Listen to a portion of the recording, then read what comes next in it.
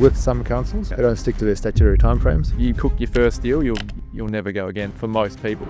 Don't get emotional. You want it to work, so you can't want to force it. The emotion is so high because they're like, this one deal, I can quit my job. We do a lot of due diligence and we spend a lot of money doing it too. Sometimes we've got some projects we've spent tens of thousands on it. Once upon a time I was like, oh, we spend a lot and we drop that project, but it's a degree.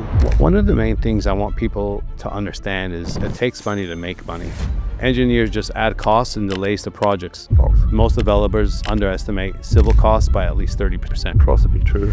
This is the deep learning, this is the deep research that you need to do, and you got to listen to these over and over and over and over again. If you're doing 2 lots and you've got to put in 2Ks of pipe, probably not going to work. The key is not to become a multimillionaire on your first deal.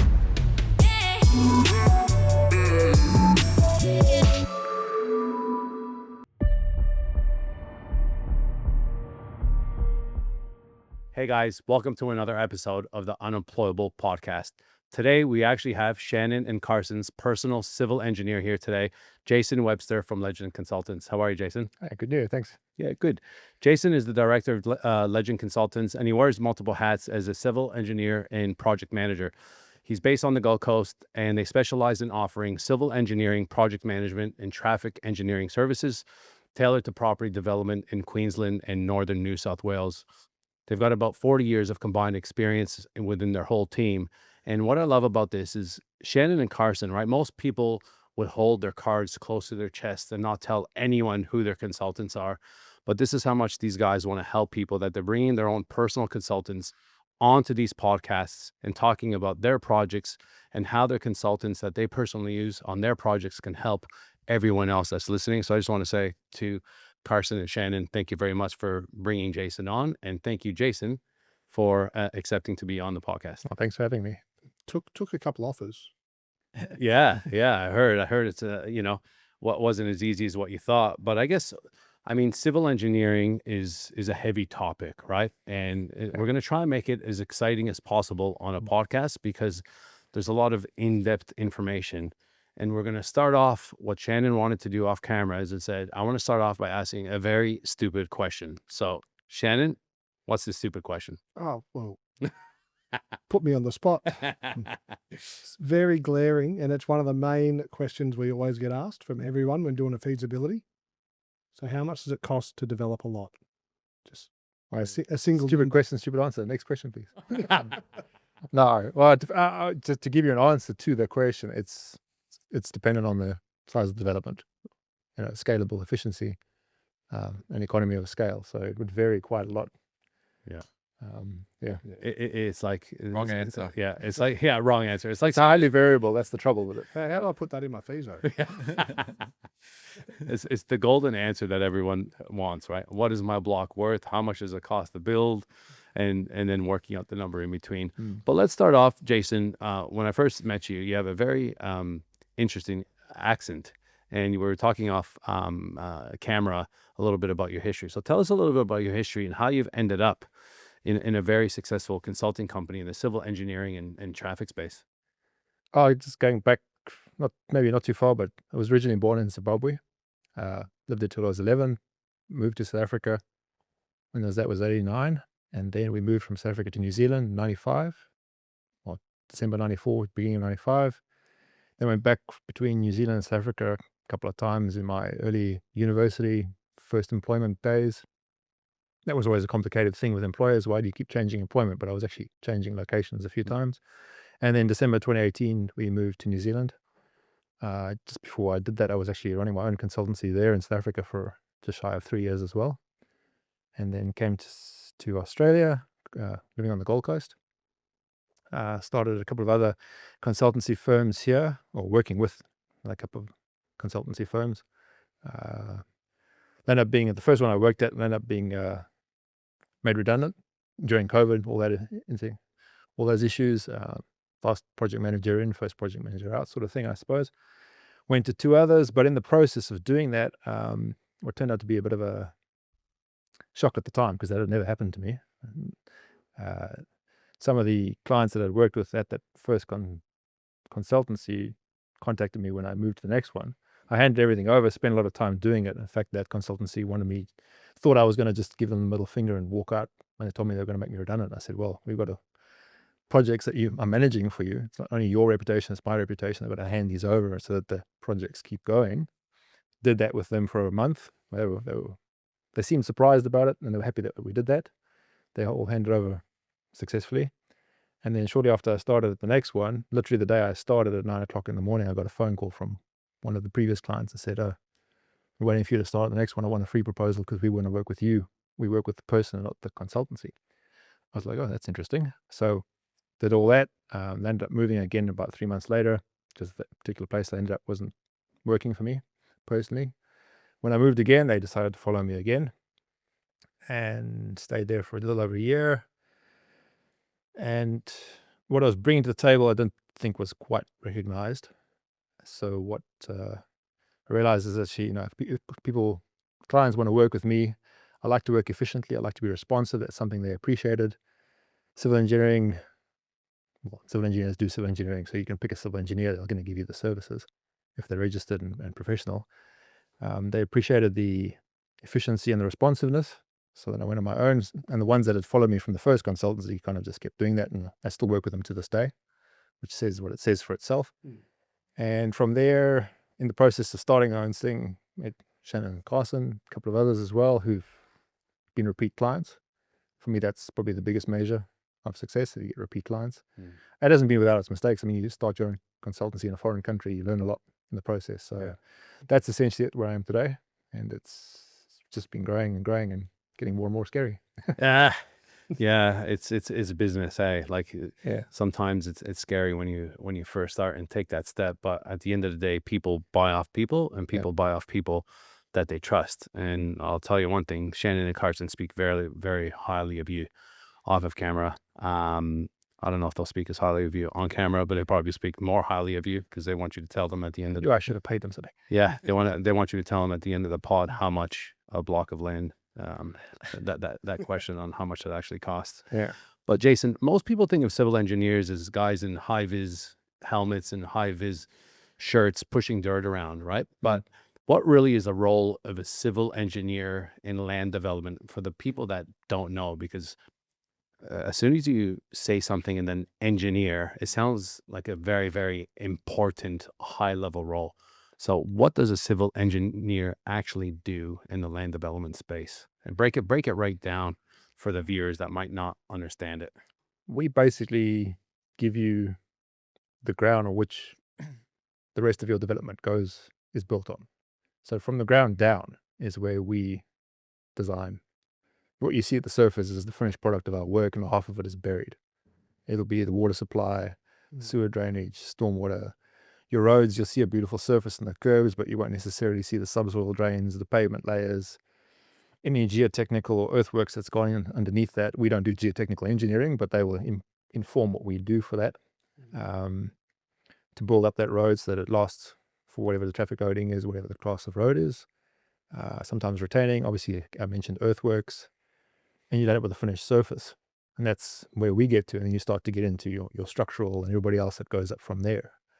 Often people think a civil engineer does the buildings and stuff that you see, but we don't. We just get it to the foundations, and then someone else takes it from the foundations and goes from there up.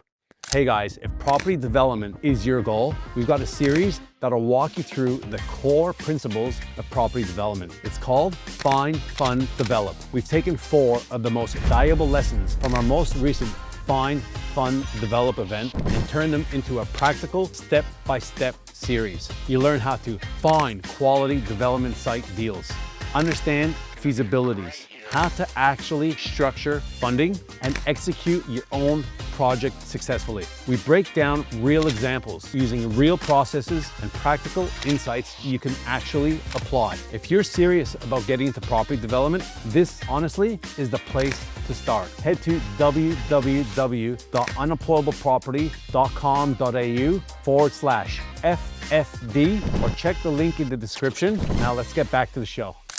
It's kind of like the iceberg, right? All people see is the iceberg itself outside of the water. They don't see the monstrosity underneath the water.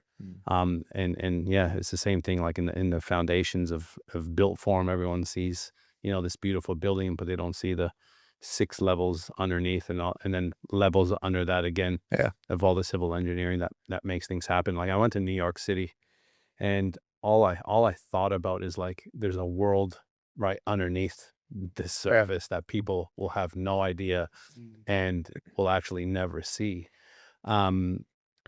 I guess, how are you guys, Shannon and Carson, because Jason's your own personal consultant, right? So in the civil engineering traffic space.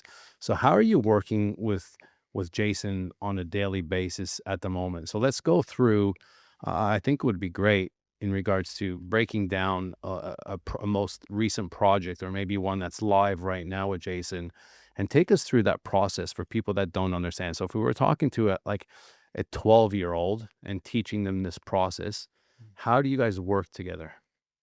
Carson?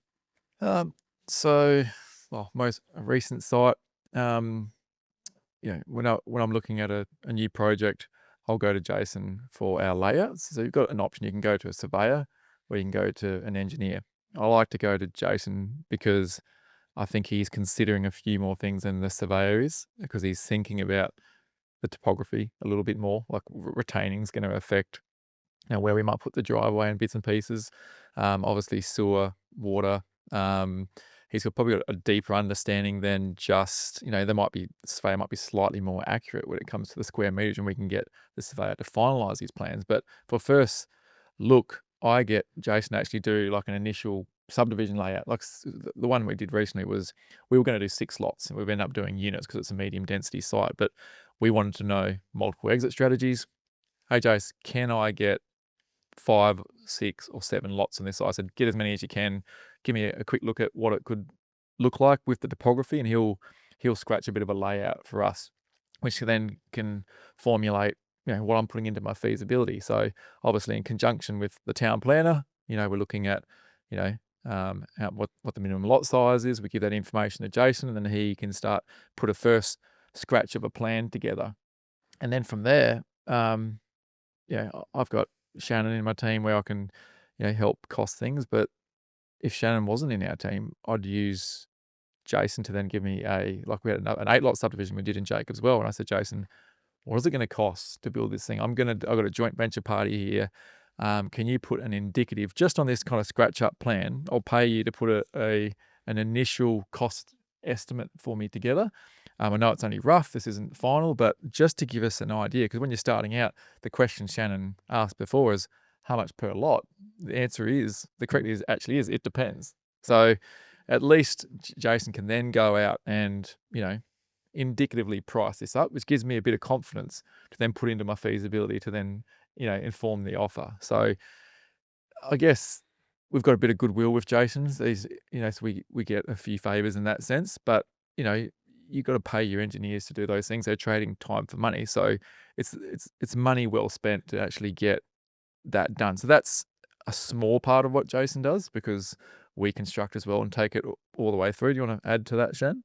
Oh, Especially in times like right now where we're in construction, we're on the phone daily. I'd say if it's not me talking to you, it's the guys on site talking to you about little changes or slight discrepancies in design, or little things that we've found that don't meet the design. So we literally talk daily at the moment with all kinds of things: inspections, concrete, different material changes, different ideas on stuff.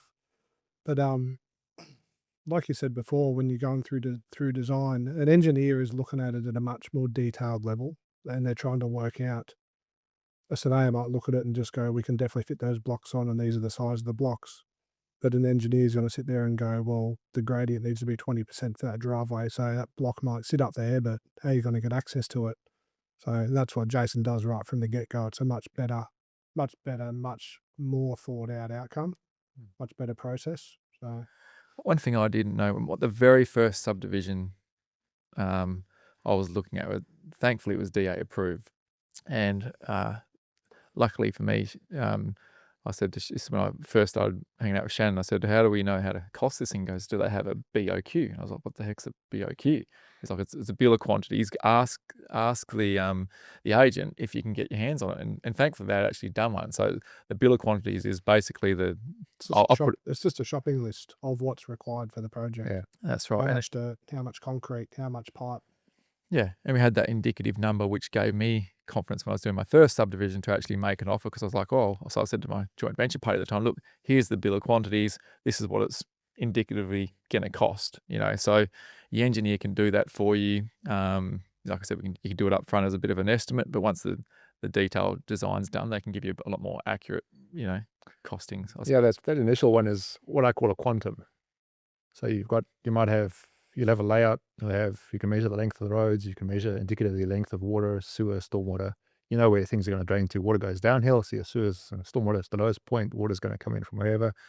You can guess a lot of those things just based on standard sizes, like 100 mil for water main and 160 or DN 150 for sewer, and assume a 300 or 450 for a stormwater. Do lengths and say, well, based on those and typical rates, your quantum's either 100,000 or it's $1 million. Yeah. And from that, you'll know, okay, well, $1 million is not going to work for me. 100,000 works for me. Gives them an idea that's somewhere in there. It's not going to be accurate. Yeah. And then, as you said, when you get into a detailed design, you come and you do the actual quad. Okay, it's 125,000, but it's still feasible. Whatever. And that's the thing, right? Like what Carson said earlier. I don't want people to overlook that, right? Not everyone has a Shannon, right? Shannon's got a lot of experience in civils. And Carson can lean on Shannon for a lot of that, but most people don't have a Shannon, right? So that's why you have to have Adjacent, right? Which is a solid engineer that knows exactly what they're doing. That's not their first rodeo. Now, how detailed can you get in regards to cost planning? So, for instance, these 5 or 6 lots that Carson is talking about, I don't have a Shannon, right? So I ring Jason and say, hey, I'm looking at this block of land. Mm-hmm. Tell me what I can, obviously talk to the town planner. What can I do on it? Okay, that's fine. Now I come to Jason, and do you actually look at the amount of lots you can actually put on that as well? Or is that something first, Carson, that the town planner, you and the town planner will go through first? Or is that something that Jason will help out with? Well, Jason, obviously the planner would dictate what the minimum lot size is, Yep. and then I'll take that information to Jason, and then he'll put that into what he's doing. So for that example that we used previously, we were having a pre-lodgement meeting, and I said, okay, it works. We made an offer based on 6 lots, but because it was medium density, we're like, let's see what it looks like with 5 lots, and we'll do a bigger block with units. And then I said to Jason, actually, can I do another favor? Well, I think it was like 3 or 4 favors actually, where it was like, it went to, That's what it is. Did they actually pay you any money? or is it what was 1 lot at the back, and then there was 2 lots. So we got like a few iterations, so we could actually have the one that we landed on to go to council, and then we had one in the back pocket that we could pull out during the pre-lodgement and go, hey, Mr. Council, in case they say we don't like this, we can say, well, what about this option? We've got those. We've kind of run through, as we spoke about on a previous pod, the multiple exit strategy. So it's running through those different options and having them in your back pocket, I suppose. No, we'll get, like you said, the planner will say what's the minimum lot size, and these guys will usually tell me, well, we're looking for something like this or that, or okay, we want to have a bigger one for units or various iterations. We look at that, and then when they go ahead, then we talk about actual costs. So some of the stuff, like I said, work for them quite a bit. Yeah. So you can do some of these things as favors, Of course, yeah. you price it in later, sort of thing. Yeah. And I don't try and overprice it. That's another thing. We don't have big overheads, which is one of our advantages. You look at those, but to go back to your question, what do we look at then? So you've got 6 lots, or like another one we're doing up in Ipswich, where it's got stormwater flows from the northeast, goes out the southwest. Did a layout on that. Try and connect the roads to go through, so that we can, thinking from an engineer's perspective, if water's going to come in there, I need to get to the bottom, without going through lots. So try and get the roads to go through, either directly or zigzag or whatever it is. Yeah. And then you're going and looking at, here's your site, 6 lots or whatever it is. What's around there? What existing services are there? Okay, and that other example which I mentioned, it's over 50 lots. That's going to trigger transport, because it's over 50 lots triggers state, because you're going to affect the network significantly. Where's the water and sewer? Is it right next to the site? Do we have to go through someone else's property? In that particular one, we've got to possibly go across Queensland Rail corridor. Might be able to go through another development, but going through another development means neighbours' consent. So there's these things to think about. where does the stormwater go already? Where's the legal point of discharge? Can you keep that up? Is it currently discharging into private property, in which case you might have an issue, or is it going to road reserve, in which case it's quite simple. So there's a few things to think about, and then there are some initial contacts you can make with council or service utility providers. In a lot of places, a lot of councils, they have online GIS information, graphical information system, which shows they've got the size pipeline there, where it is reasonably accurate. Gold Coast is pretty good. Urban Utility is pretty good. A lot of places have that, and you can go and look and see what's there and get an idea of, okay, we can connect here, we can do that. To start off with, you obviously have to check capacities and things when you get into the detail, but you know that you're not going to be going 2 k's down the road just to hook the pipe in or something like that, which again affects the feasibility. If you're doing 2 lots and you've got to put in 2 k's of pipe, probably not going to work. But if it's right next door, it's a cheap connection. With the cost planning, right? How accurate, if you don't have a Shannon, can you be, Jason, in regards to, those 6 lots as an example? How accurate can you be with a bill of quantities and actually getting an accurate quote, whether that's 80 grand a lot or 150 grand a lot or 200 grand a lot?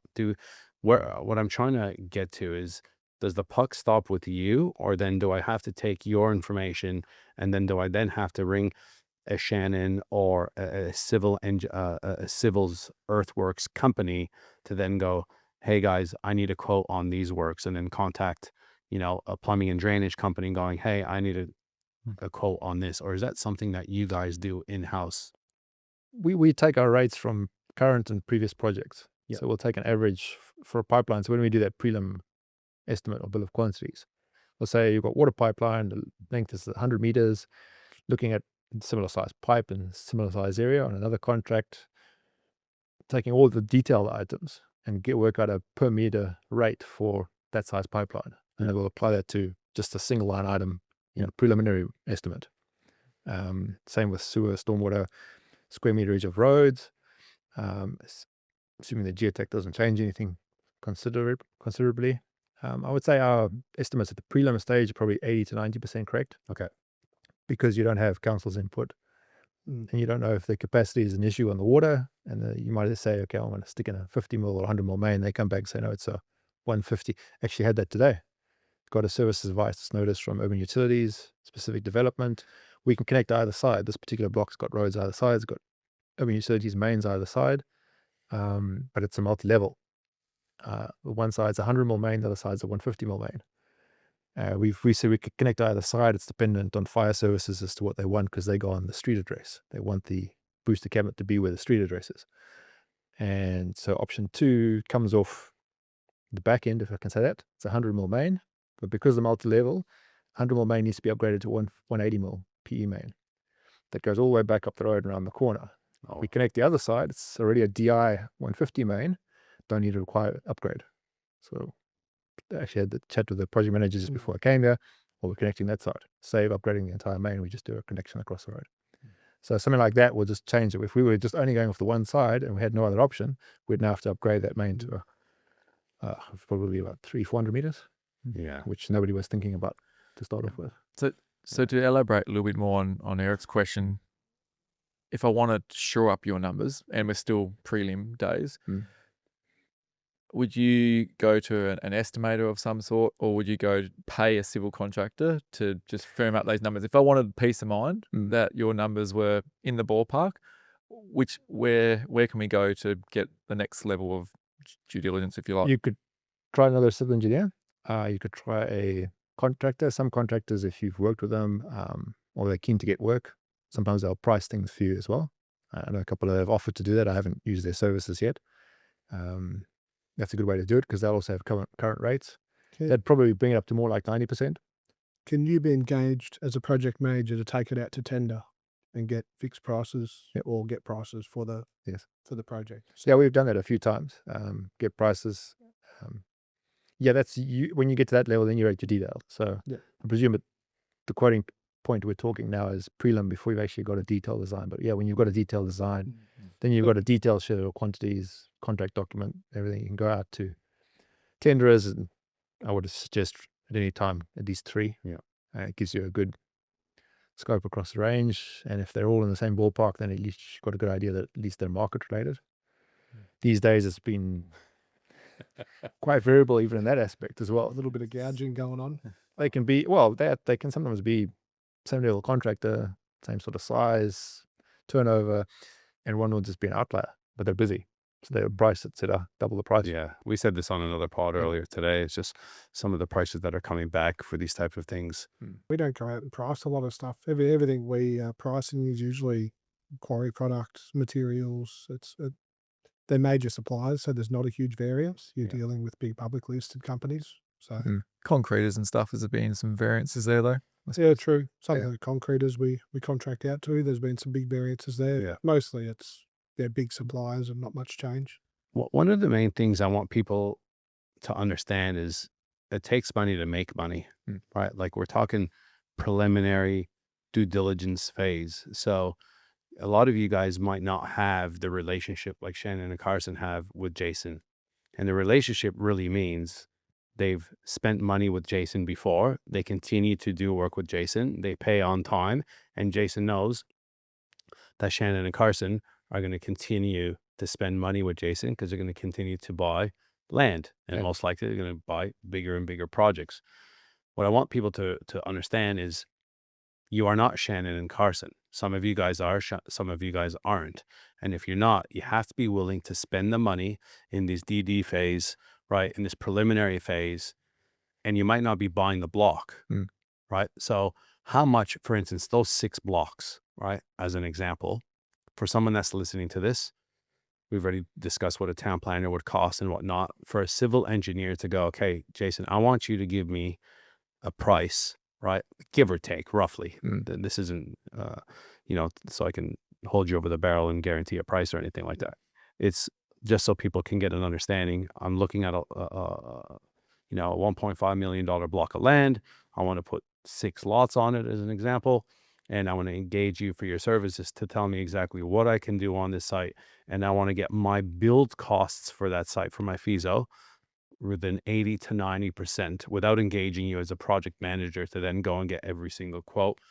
Roughly, is it 10 grand, 20 grand, 30 grand, give or take a ballpark of? Yeah, it's, well, for like 6 lots or something small like that, or let's say up to 20. About 20. Probably about 1.5 to 2.5. Yeah. Just to do a layout or a couple of versions of it and a prelim estimate. Yeah. Just to give you a quantum and what you could probably do on there. Yeah. And then you can go and ask more questions from an electrical engineer and everybody else in your planner. Yeah. And see what you want to do with those blocks or sizes or number of lots or whatever. When it gets bigger than that other one I mentioned, which is probably going to be, who knows, maybe over 300 lots, I don't know. Yeah. With these guys, obviously, I've got that relationship.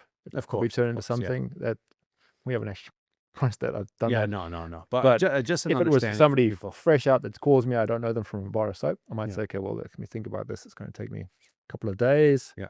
Work it out on an hourly basis, give them a quote and say, Yeah. it's probably going to not be too far from that. Yeah. Because as a prelim thing to get an idea, I mean, I'm not going to go into detail like with even that one. We didn't chamfer the corners for all the intersections and do all that sort of thing. It was really just square blocks, draw them to scale, draw the road reserves to scale, get an idea of what's a conservative idea of what you could possibly do. And you can probably tweak it up from there or down depending on what you want to do with it. So what are some, Carson, just to tie this one up. So for instance, you engage someone like Jason, you can spend upwards of say 20 grand without, that I got that right? About 20 grand, give or take. Another 1,500. Oh, sorry. 1,500. 2.5. Sorry. Yeah, sorry. So about $2,500, right? So instead of you going and doing all this research yourself and trying to go to the websites, like $1,500 to $2,500, in my opinion, is very, very reasonable, right? For someone like Jason to say, hey, walk away from this, or you actually got something pretty good here. But rather than going and spending, $1.5 million on a block of land that you're going to be walking into a disaster. I would go one step back before that, because I've had it with Shannon and Carson as well. It's someone else has contacted me the last couple of days. I forget the exact area is Slacks Creek. 1 into 4. This person's looking at And they just wanted ideas. And I said, well, I'm not sure you can go that small because your rear blocks probably need to be 500. They're looking at 400. I said, speak to a planner if you can take it smaller. And then obviously just said, look, water and sewers in the area, so you could do that, but I'm not sure of your lot count. They've drawn up their own lot. And I said, well, that's what I think. You can service it, but I'm not worried that what you've got there is not going to work. Yeah. That's 5-10 minutes of emails from me checking on some websites. I'm willing to help in most cases with that. And because I'm willing to do that, they might do that. And if they do end up going ahead, they might come back to me and say, okay, well, now we want to proceed. Can you then do an actual lot layout, give us a feasibility, something like that? Yeah. So there's a step before that stage, before you're forking out 1,500 or 2,500. See if it's actually workable, if you can actually service the block is the question. Or if you're going to have to go 2 k's of pipeline, Yes. that's going to blow it out and just say no. Yeah. In this particular case, the person's got a power pole, right, where they want to put where they have to put the driveway. And that can be very expensive to move. That might make or break it. I don't know. Yeah. I said speak to an electrical engineer because I don't know what that cost is, but I know they're not cheap to move power poles. Yeah. So yeah. And that's why I want to get Shannon on. For the people that have been around for a long time, talking to Jason is obvious. But when you're starting out, I had no idea that you could go to an engineer and get some costings together. This is why we're breaking it down and trying to make it sound pretty simple, because when you're starting, when you're wet behind the ears like I was ringing up plumbers to try and get civil construction quotes, because I didn't know that, you could go to a civil contractor. Like, I was as green as they came. So like, yeah, what you said, $1,500 to $2,500 to get a rough little scratch up of a layout and some costings together. That is money well spent. Once you've already done your due diligence and you think that it's actually a viable project, to give yourself some confidence to then go ahead, that's just a no-brainer in my eyes. When you're cutting your teeth, you can't do that on every single project feasibility that you're cutting. But if you get past that first part and you think that your offer's getting accepted, or you've got it under due diligence, or while you're starting out, there might be money well spent on a project, and you can kind of bank those numbers to go into the next one. I highly, highly recommend it, especially for any of the newbies, right? And for those of you guys that don't know yet, Unemployable Property with Shannon and Carson, we have a free Facebook community that we talk about all these types of things. We talk about Shannon and Carson's developments. We've now got, I think, about 2,300 people in there, just growing it organically. You'll get asked a few questions because we really want high quality people in the group. And there's all kinds of things that you can learn like this. That's why I'm asking these kind of more basic questions, because I know that you could go to a town planner, spend $2,500 with them, go to you, Jason, spend $2,500, and for $5,000, you're going to know if this thing's a winner or not. You could do that 10 times, as an example, on 10 different projects, spend $50,000, and out of one of those 10 projects, one could be a winner. That's going to make you a lot more than what you've initially invested. But what you don't want to do is talk to your mate who thinks he knows, and you could get 5 blocks on it, and I could get this, and then you go unconditional on this thing. Then all of a sudden you go to Jason and you go, oh my goodness, I can't believe I can't do this because of this, this, and this. And then you're stuck with a big problem. We do a lot of due diligence, and we spend a lot of money doing it too. Sometimes we've got some projects we've spent tens of thousands on it. And my view on it nowadays, once upon a time I was like, we spent a lot and we dropped that project, but it's a degree. It's learning, and it's like a university degree.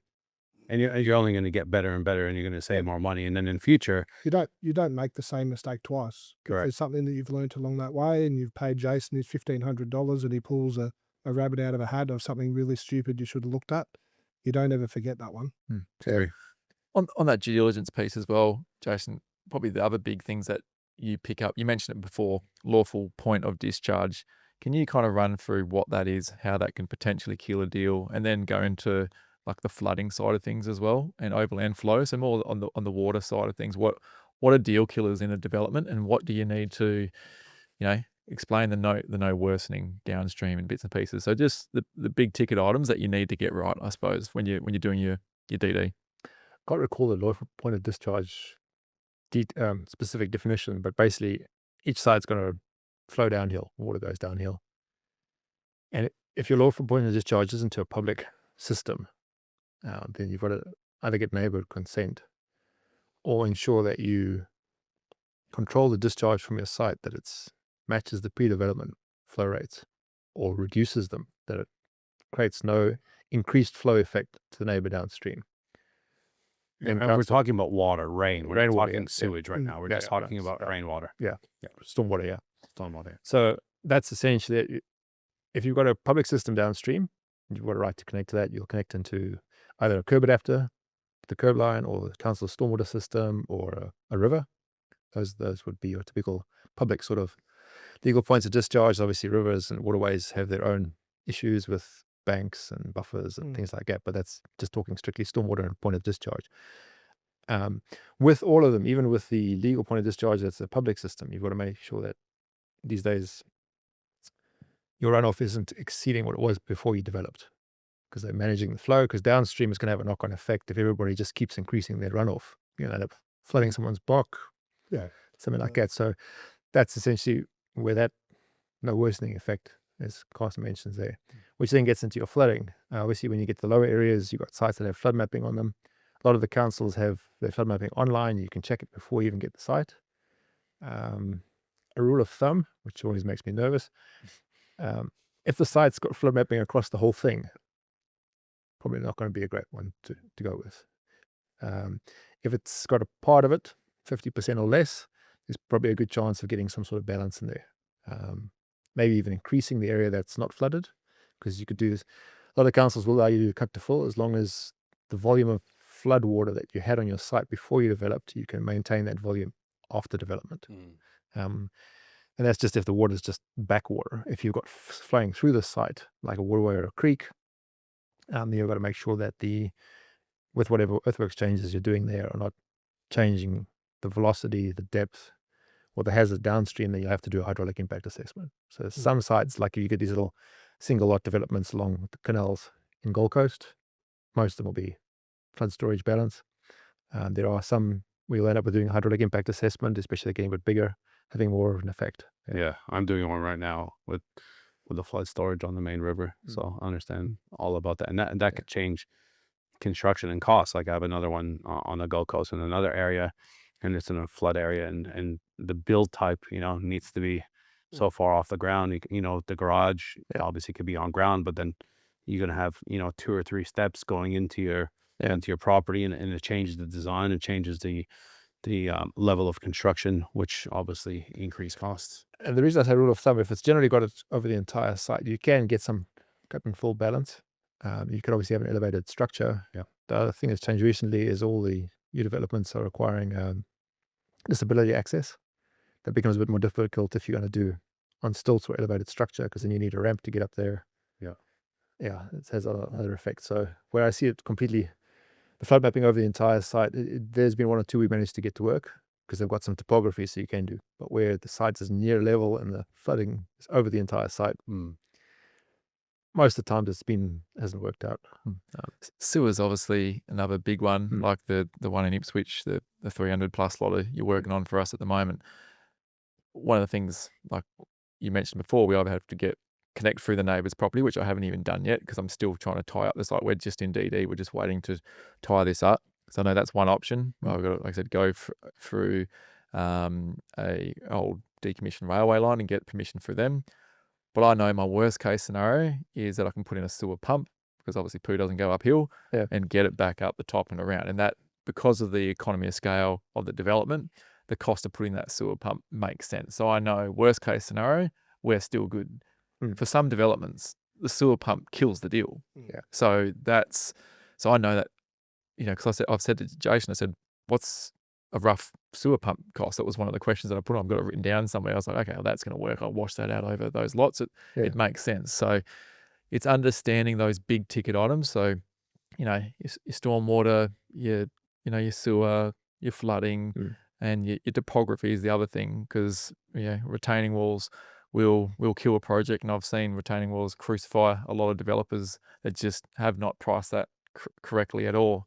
Any tips around, and some solutions as well? One thing that I'll give you props for, we've had a lot of engineers, I guess, as someone uneducated, not like Shannon, I just have to trust that the engineer's designing the most cost-effective designs. I don't know how to ask the good questions that Shannon knows to ask, and we've had other engineers that have over-engineered, because you've got to, you know, sign off the thing. At the end of the day, it's your ass on the line if something goes wrong. So you got to cover yourself. But at the same time, some engineers are very matter of fact, it has to be this way, when it actually can be another way. And I didn't know that until I spoke to other engineers on some other projects where they're like, oh no, we could have done it this way and it would have saved us a lot of time and money. And you've always been good with, you'll be like, no, you can't do that, boys. But, if there is another solution, for example, a 1 in 3 batter or 1 in 4 batter as opposed to a retaining wall, and understanding those differences in the different types of retaining walls, using the, seconds sandstone blocks as opposed to, other precast retaining walls and bits and pieces. So are there any tips around retaining or cautions maybe you can give someone when they're looking at a site with a lot of topography? Or is it just, it is what it is and you just got to cost Suppose that's what it is if it's very steep, you're going to have retaining, which is going to affect your feasibility. It's going to cost you. And that's going to vary on the retaining type and the retaining height. If you've got a very steep and a lot of height, you're probably going to have tiered retaining walls. That's going to take up space. And it's going to reduce your usable area, which, if like that one that you mentioned, the 6-lotter, could have done if the retaining walls weren't sitting in the fire buffer. That if you were relying on that to get lot area, that would probably have taken a lot away.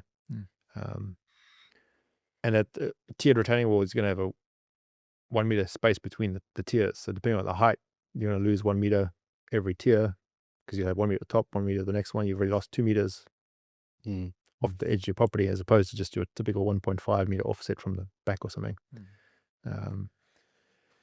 It's going to be cost in earthworks, cost in retaining, and cost in usable area of the lot. Which is also why you can't use a per lot basis of the $100,000 as a thumb suck rule of thumb, because we got one at the moment that's costing us 200 grand, and we've had other ones that are cost 80 grand a lot, for example. So, and retainings can be a huge part of that blowing up to the 200 plus. Sorry, Shane, I cut you off, mate. No, I was just going to add earthworks, so geotechnical as well. So you don't want to not do your geotech investigations, get into a site and find out it's all earthworks, or vice versa the other way. Go in there and find out it's all unsuitable, and you've got to move it out.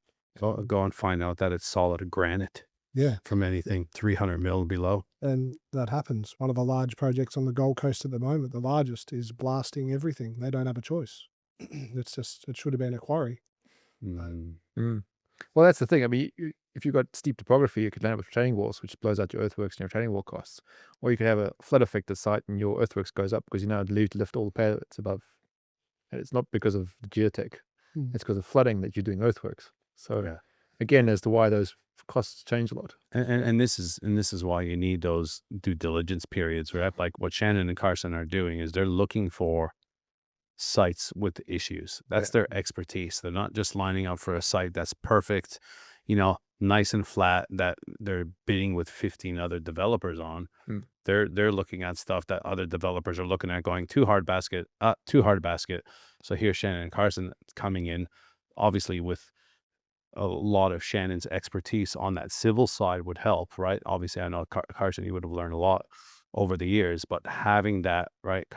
Shannon could come in and go, okay, yeah, I know it's going to cost this. Okay, the geotech's that, retaining wall, like he has that expertise, right? So that way they can go and negotiate those deals and get those due diligence clauses in there. Like off camera, Carson was talking about, he's got one at the moment. Oh, they're giving me 60 days, but I really want 90 days, right? Like 90 days is a long time for D&D. Like that's 3 months of back and forth with someone like Jason and experts and consultants, right? So that's how much of a deep dive you got to go into these things. So I guess what you got to really work out is, what is your strategy? Where are you along your development journey, right? And how much risk and money and time do you have?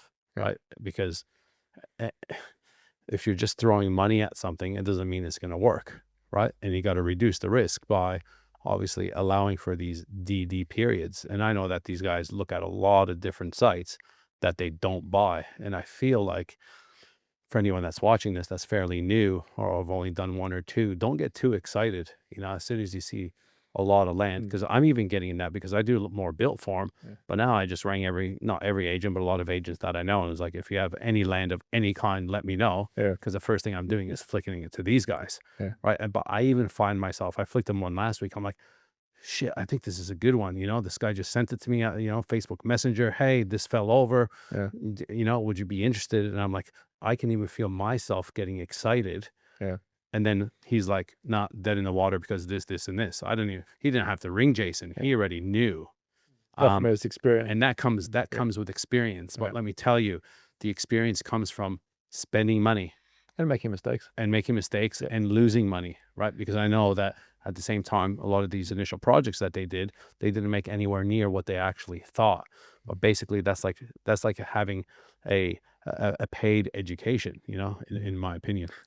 You said excited. I was actually just thinking before you said that, don't get emotional, Yes. because what you want it to work, so you kind of want to force it, Yeah, that's right. which I can see, because I mean, there's been one or two where I can't think of the one right now, but it did a layout and it just didn't go anywhere. Yeah. I was like, that would have looked nice. Well, it's know? hard to remove the emotion, Yeah. right? Because there's reasons why people are doing this, Yeah. right? The emotion is so high because they're like, this one deal, I can quit my job that I've hated, that I'm driving 2.5 hours every day to. Yeah. If you know what I mean? Or this can change my family's life. We can go on a family trip, or we can buy and upgrade a house rather than renting. Like, there's so much emotion built into this because there's a dollar value attached to it. And like, I talk to these guys, and some of the numbers they're telling me are, phone book numbers, and they're like straight face. And I'm like they're just talking about phone book numbers. Like, it's just, Yeah. but again, they know it's not guaranteed still, right? Because the stuff they're working on is difficult. It's got warts. It could take 12 months, 2 years, 3 years. Yeah. Like Carson says, if that one pans off, but that's 2 years away. So we'll worry about it then. But on a smaller scale, if you're doing like 1 into 2, 1 into 4, or something like that, if you get emotional at it, you push it, and it doesn't work, you're not going to make anything. You're going to break yourself. But you're going to break yourself, and you're going to waste time and effort. So if you get that red flag or that deal breaker before you spend any money, great. Agree. Yeah. So once we're out of the kind of DD phase and we've engaged you, we're it's DA approved now, and we're going into the operational works or the construction certificate in New South Wales, and you've sent over the first draft of the detailed design.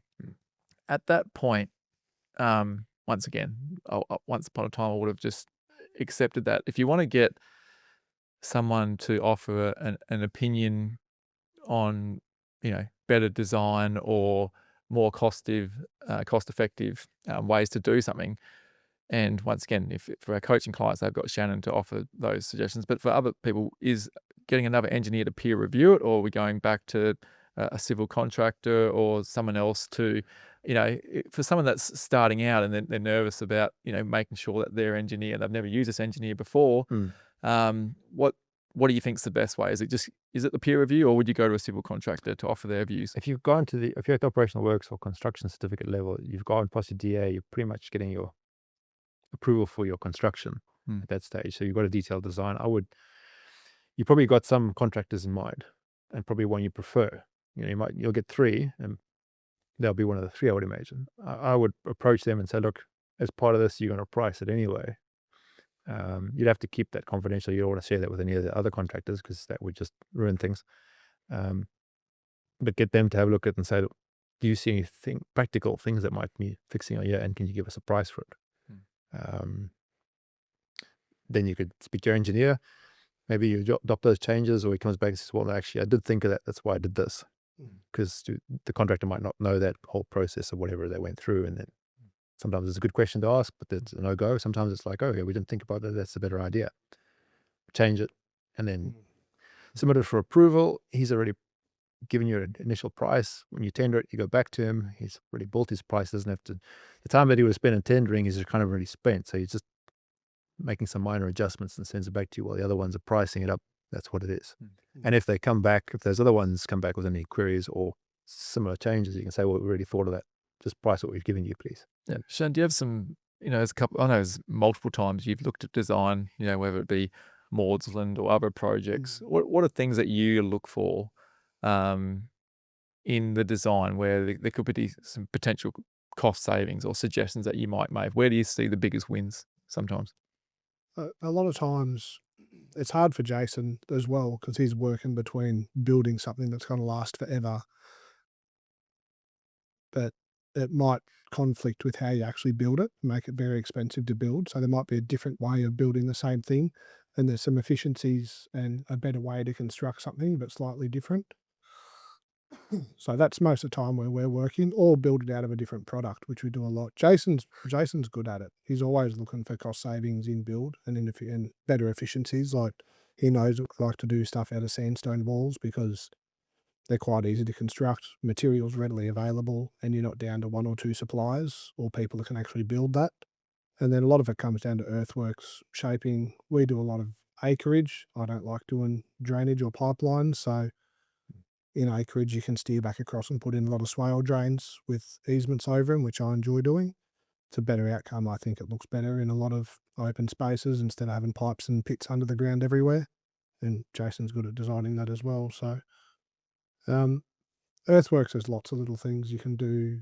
Like you try and mitigate, which again, Jason will do, a good engineer will do, try not to have too much import or export if you can avoid it.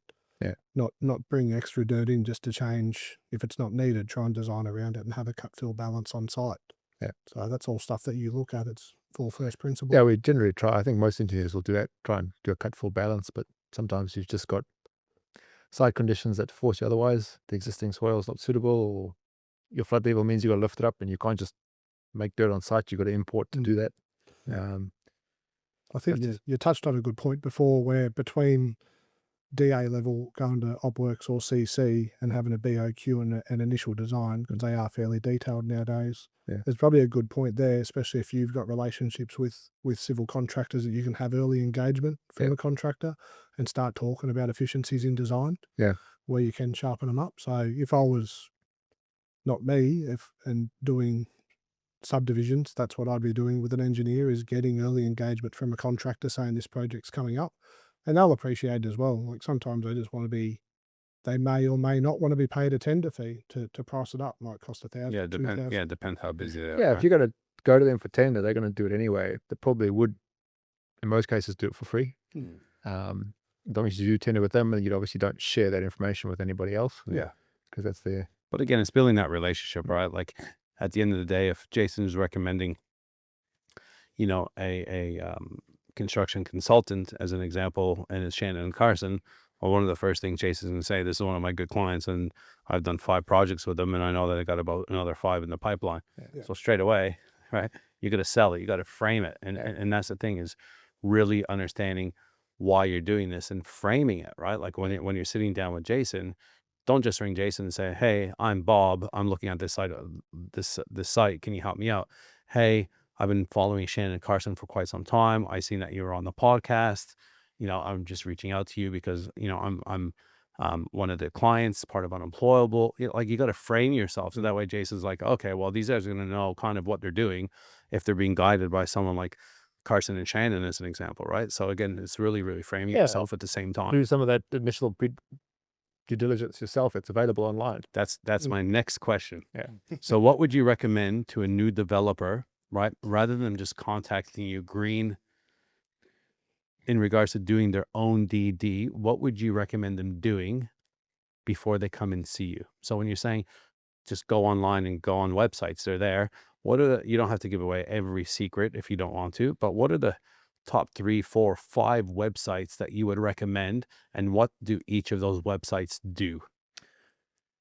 It's going to depend on which council you're in first. Well, let's just talk Gold Coast. General, We're in Gold Coast at the moment. You want to look at what the council's website has. So see if that council has a GIS information. So what's GIS stand for again? Geographical Information System. Yep. And what is that? That'll be their online mapping of what infrastructure they've got available.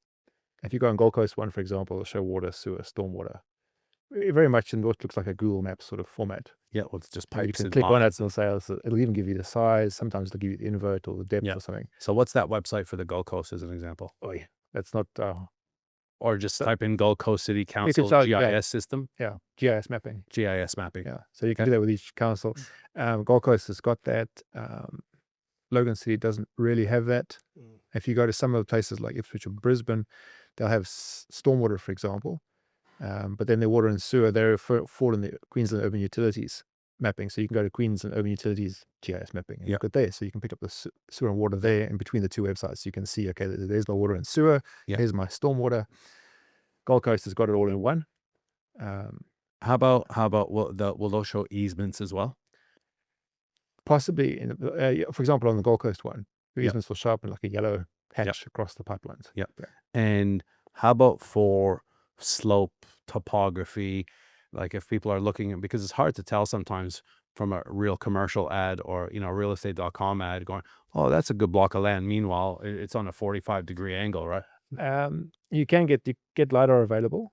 It's on also LiDAR GIS systems. Those ones, I don't know those websites offhand, but often you'll have to log in or have an account with them. Yeah. If you just want to get an idea, Street View will give you some idea, but often things can look flat. Yes. It's actually sloping. Yeah.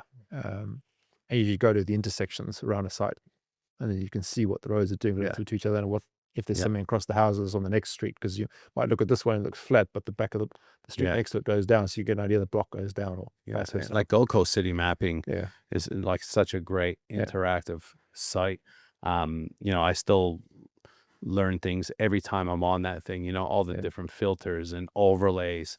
Like my biggest recommendation, and this is for anyone that's learning, I do because I'm bullish on the Gold Coast, I invest on the Gold Coast mainly, is go on to Gold Coast City Mapping. It doesn't matter where you're looking. I don't know what it is in Sydney or Melbourne, you guys might know, and just have a play, right? Just type in some addresses, have a play with the overlays, have a play with the different filters, and just that one website gives you a shit ton of information that you can then print off, have a good idea around it, and then whatever the names that they're using there, just then type in, Sydney or whatever council that you're in Melbourne or Victoria, wherever it is, and type in those same words. And then most of this information is free online. But again, you got to pay someone like Jason or a town planner to then kind of put it all together and make sense, because we're not experts in this, and I would never, ever just do it on my own without engaging a proper. Yeah, but you can go and have a look yourself before you do anything.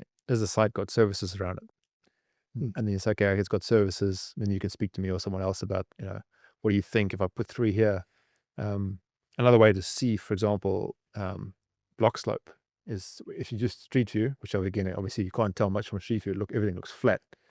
But if you look at the curb line and things like that, you'll see outlets, drainage outlets, or you won't. If you see drainage outlets on the sides you're looking at, everything probably slopes towards the curb. Yeah. If you see no outlets, no stormwater pits, it's probably sloping away from the curb. So then it's going to go through the neighbors at the back. Then you can look at easements and stuff on those map sites, and bookmark those map sites. When you find them, bookmark them, keep them. Because when you find another site that happens to be in this council, that council, you go straight there. You don't have to try and find the website again. Agree. But yeah, LiDAR is available online, and that gives you your contours. And often, even on those sites, you can turn on the contours as well, which will give you and I think Gold Coast allows you 10, 5, and 1 meter intervals. So you can have a look at that as well on those sites.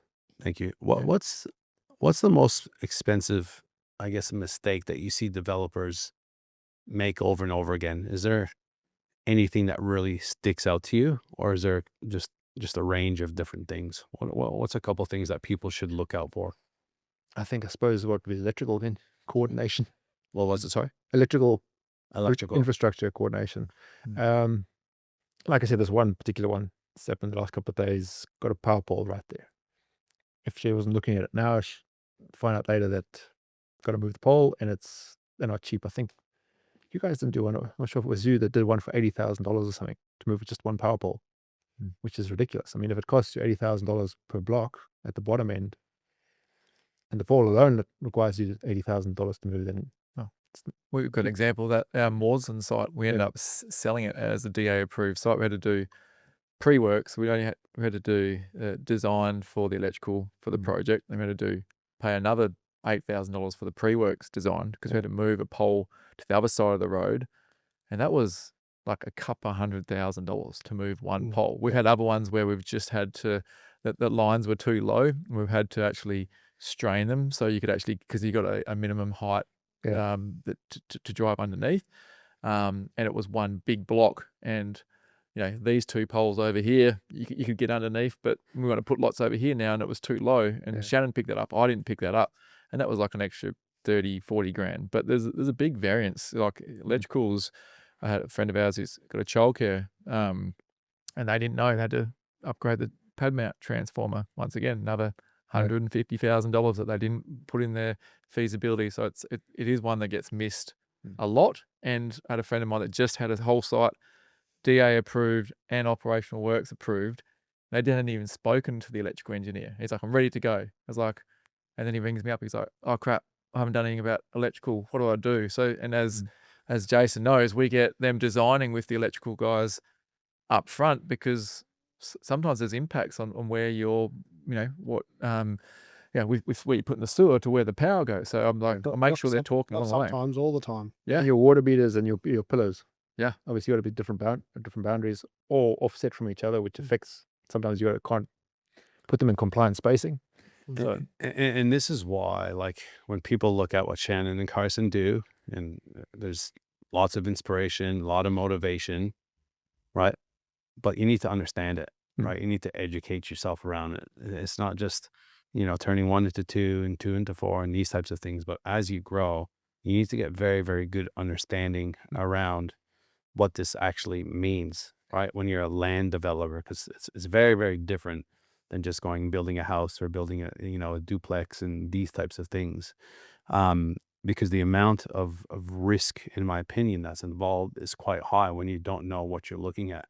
And this is why we are so bullish on bringing guys like yourself on and talking about these topics. Like civil engineering is not easy to talk about on a podcast, right? It's not this exciting, here's all these stories and scenarios, and like this is the information that you avoid losing money and avoid making mistakes. Like, this is the deep learning, this is the deep research that you need to do, and you got to listen to these over and over and over and over again, because there's so many little innuendos and stuff and acronyms and different types of things, like the GIS mapping, these types of things that most people would not even have heard of before. Like Carson 5 years ago, like he said, didn't even know that you can contact a consultant like Jason to actually cost what a project is. This guy's talking to a maintenance plumber that's, fixing backed up toilets in the unit blocks, going, hey, babe, how much for 100 meters of pipe down? You're talking to the wrong person, brother. If you were starting out as a developer tomorrow and you put your developer hat on, and it amazes me that all these civil engineers and town planners and, sales, like Tony, who we had earlier with sales, don't develop, right? It just boggles my mind. Because there is obviously the risk involved. But if you put your developer hat on, knowing what you know today and seeing what you've seen, what kind of site would you be looking for? What kind of site would you be chasing, knowing what you know today and everything that you've been doing and what you've been seeing, successes and failures? I personally like the sites that have a bigger footprint, like Shannon was saying with the rural raise. But the sites that flood-free, some slope on it, not flat as a plate like this. The water's got to go somewhere, right? So it drains. So you've got a natural topography. Typical civil engineer. Some slope, but not too steep, because then you don't have the retaining wall earthworks. Yeah. You can get it to drain. And services in or around the site. Basically those things. If you've got that, then flood-free, some slope, not too steep, and easily serviceable. Question mark of what we might have to do externally for upgrades. You're probably starting off, the site looks promising. And also the zoning. That's where the planner will come in, And there's a reason why I asked you that question, because you said flood-free. Yeah. Shannon and Carson love flood. You said a little bit of slope. Yeah. These guys like building on, Mount Tambourine angles. But this comes with time. Yeah. Right. Just because Shannon and Carson are doing it, doesn't mean that you have to do it that way either. Right. Yeah. Do what works for you, especially if it's your first one. Take the advice from Jason, right? And make sure that you're doing something that you can bite into. It's not going to, be too hard. You can actually make some money out of this and get some experience. The key is not to become a multimillionaire on your first deal. If that's the way you're thinking, forget about it, right? You shouldn't even be trying this. You can't compare someone's first inning to someone's, 8th and 9th inning like these guys. Do you guys think the same? It's a long game, not a short game. Yeah. For sure. And that's obviously an ideal site, which obviously the ideal sites go first. Yeah. Everybody fights over them the hardest. That's usually the time pressure. But if you've got those, or 2 out of 3, or ideally at least flood free, you've got some costs and issues that are going to disappear. It's not going to cost you more. So obviously, if you can't get those, there's got a bit more slope to it than you've got the earthworks and retaining. So the cost comes in. If you've got flood, you've got to deal with that. So that's ideal. You might not get it, but if you start getting those, is I suppose the worst one, not the worst, possibly the hardest to solve sometimes is more if there isn't services in the area. But if you're doing rural res, there isn't a sewer by it, you can do on-site effluent. So it's not the end of the world. It doesn't mean you're going to run kilometers of pipe. There's another option. What does off-site or on-site affluent mean? So they'll have septic tanks, French drain systems, sprinkler system that then deals it. But then you need a certain block size to be able to do that and treat it on site. Each house will have their own on-site system. So there are ways to get around. If you don't have some services, there's ways to get around. If you have flooding, there's ways to get around if you have topography. But obviously, the more you have that you don't have those issues, okay, probably going to cost you less. And if it's in a good area, then you can sell it for more. You would make more, but that's all dependent on market, location. Yeah. That's built into the fees. With when it comes to actually running a project, we're approved now, operational works, we're rolling.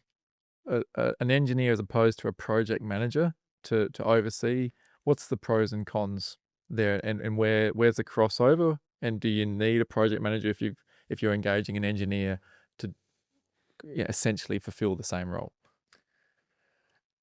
Again, a bit project dependent. If you're just doing civil engineering, residential subdivision, civil engineer could probably be a project manager quite easily. It's very much the same coordination with electrical, other services. It's all going to link together. If you're going high rise, then you want a project manager because there's a whole lot of other things to deal with that. Mechanical, electrical, air conditioning, landscaping, facades, structural. I mean, it's just the civil engineer is a really small part in that sort of project. So the more you're just dealing with land development, your project manager could be a civil engineer. I'd probably do that because it's more what's attached to that. It's geotechnical, landscaping, and electrical, and a couple of other services, and for the most part. And the civil engineer is going to do most of the design work with your roads, water, sewer, services. So do you think a project manager for certain sites is overkill? You could essentially get your town planner to be your development manager and help you carry through like the plan sealing and hold your hand through to titles, and then have your engineer actually oversee the construction piece and manage that side of things and get those two guys working together instead of bringing in another project manager to clip the ticket at 2 or 3% of the gross realization, for example. So in those land development, land subdivision sort of projects. If you're going to start getting out of the ground, then I would recommend a specific project manager. And he's going to cover a lot of aspects. You do get some land development ones. I did one for one of those clients that followed me across different consultancies where they're doing land development. They're going to be extracting material from the site. And that involved acoustic and landscaping and visual amenity and all those things. And I was the project manager, which is why they wanted to stay with me. It included, I was project managing the planner as well, and there's water and groundwater tests and flood impact assessment and everything as well.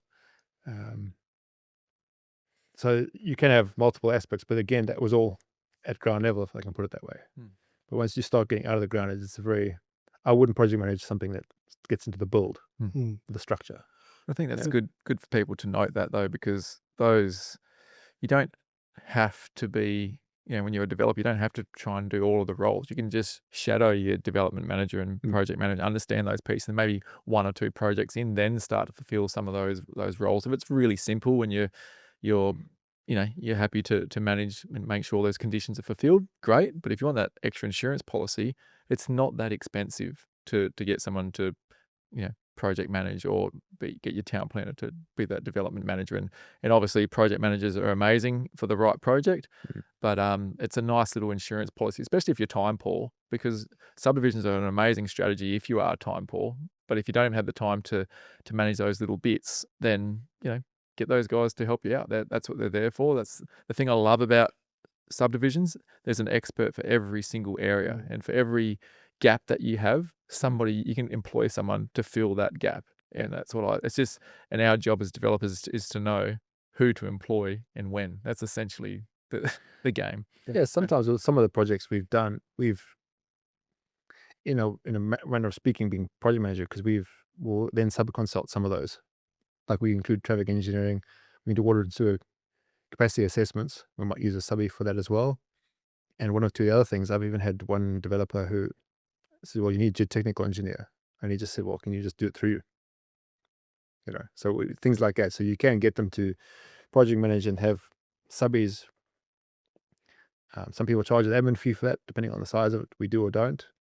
Or you can say, well, it's just appoint them direct. Otherwise, they're going to charge you 10% more. If they're worried about the bottom line, depending on the scale of it as well. Yeah. Can we touch on plan sealing for a second? Yep. And when that actually, because I know that's right at the end, but when the process of that actually starts, because it's not an end process. Like we're in construction now and we're doing CBR testing, geotechnical testing, qualities on material, concrete testing. You're doing pipe inspections, council inspections. So when you get to plan sealing, that all formulates part of it. What's plan sealing look like for you, and what's the process? And do you get to the end very often and some of that stuff is missed? Can we start by answering the question of what is plan sealing for those people that don't know what it is? And then I'll follow with the So now it's 3 questions. survey. yeah, because a lot of people won't know what plan sealing is. Yeah. But you get the point where that's the service, you've got your disclosure plans, which the survey has put together, and those have been submitted for approval. Then, yeah, it does go further back to, like you said, during construction, because you've got your quality assurance checks that you're doing, your hold points, your inspections, your testing, your certifications. We do our certifications and inspections. The geotechnical engineers does theirs for level 1 for the earthworks, compaction tests, proof rolls with the council. That documentation all goes together with the plan sealing documentation, because that confirms that the design infrastructure has been built to the design and to standard, and has been accepted and certified as that. That documentation with the engineer certification, the surveyors, ADAC and ASCONs, and certification goes together with the geotechnical engineers level 1 certifications, goes to council, and then plan sealing is the legal registration of those properties, and then are they serviced to the council's requirements and to the approvals. They meet the development approval conditions. So the surveyor typically goes through, or your project manager will go through the conditions and make sure everything's covered off. Landscaping, geotech, electrical and comms, we don't certify that. I don't certify the landscaping. So everybody will provide the QA documentations to say all the development approval conditions are covered, whether DA conditions or opworks conditions. And the boundaries have been pegged to the legal disclosure plans and meeting those dimensions. Everything's serviced, everything has been done, checked, monitored in the process, and everybody's certified that that's been the case, to put it briefly. Do you often get to the end and some of that stuff is missed? Inspections haven't been done, or I haven't know. I just wonder, because it's such an easy, the concrete testing, for instance, like if someone forgets to do concrete testing, when you get to the end, what do you do? Material testing could be missed. I just wonder if you've come across it much at all. But I haven't, no. That's also where where everybody needs to stay within there. Like I said, you've got different people that do different aspects of it. Make sure you don't step out of what's yours. I mean, I'm not going to go and start saying, oh, the geotech looks fine.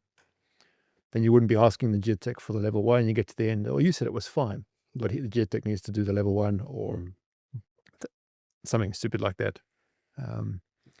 Make sure everybody sticks to it. And often, I mean, councils, for the most part, are very helpful with what they want. If you, like I said, if you go through those conditions, make sure each one is, your project manager can make sure each one's covered off, even for aspects that aren't covered by the civil engineer, like electrical or geotech or landscaping.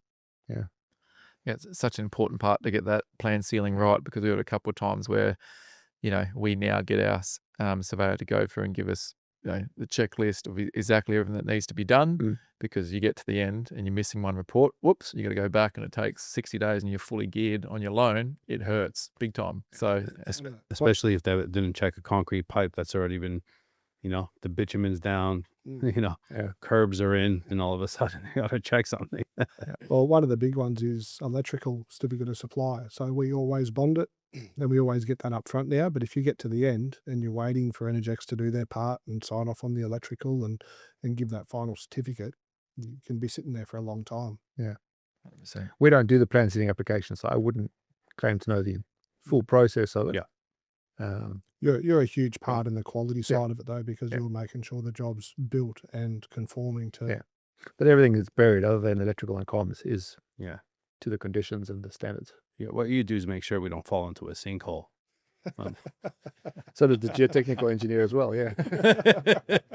He's already shifted the. Yeah. Liability's been shifted already. I want to finish off the pod. I've got a few cheeky quickfire questions, and they're basically just a one answer: true or false, agree or disagree. Okay. They're just 4 of them. Engineers just add costs and delays to projects. True or false? False. Good project management can shave 20% off your delivery time. True or false?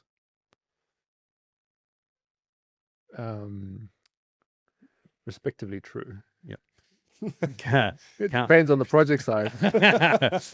Councils are the biggest bottleneck in land development.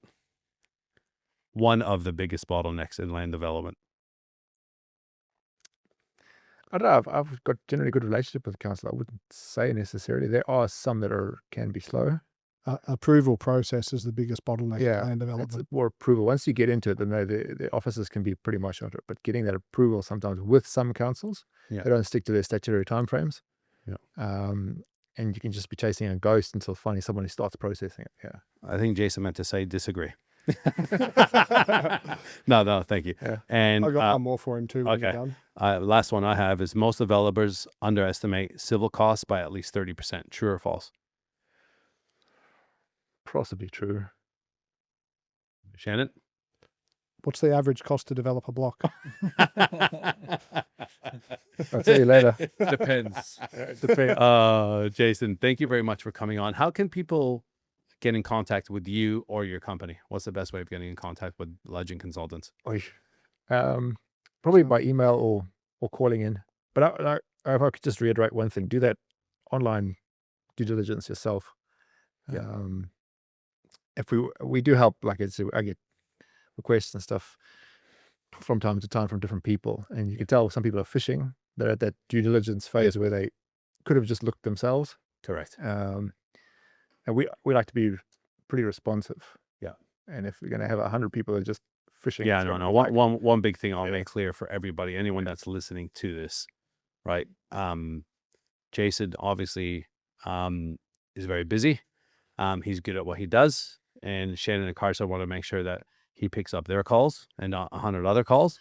So whatever calls that you're making or emails that you're sending, please make sure, like you said, do your due diligence before. Or if you just actually want to sit down with him and pay for his time, I'm sure there's a rate that he would love to charge if you were to sit down with him and ask some questions, which I'm sure he'd be happy to do so. Yeah. But that's going to come at a price. At the end of the day, these guys are spending lots of money with Jason over and over and over again.